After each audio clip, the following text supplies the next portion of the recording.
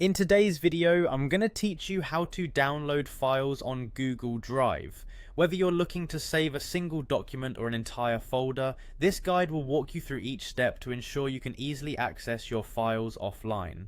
Start by opening up your preferred web browser. It could be Chrome, Firefox, Safari, or any other browser you commonly use. In the address bar at the top of your browser window, type in drive.google.com and press enter. This will take you directly to Google Drive.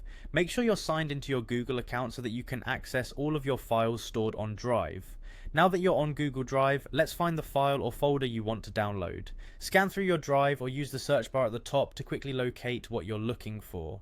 If you need to download multiple files, you can do so efficiently by holding down the Control key, if you're using Windows or Command key on a Mac, and clicking on each file or folder you wish to select. This action lets you choose multiple items without having to click each individually. Once you have selected all the files or folders you want to download, it's time to initiate the download process. You can proceed in a couple of ways.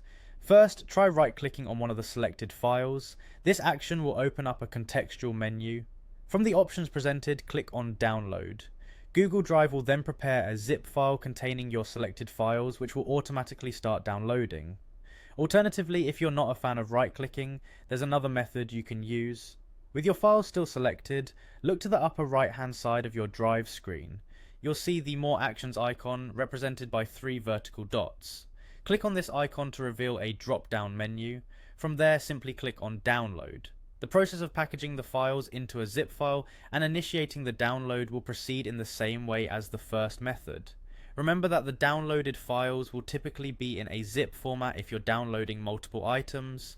Once the download has finished, navigate to your computer's download folder or wherever your downloads typically end up. Double-click the zip file to open it, then drag the files to your desired location on your computer. And there you have it. You now know how to download files from Google Drive. It's a straightforward process once you get the hang of it.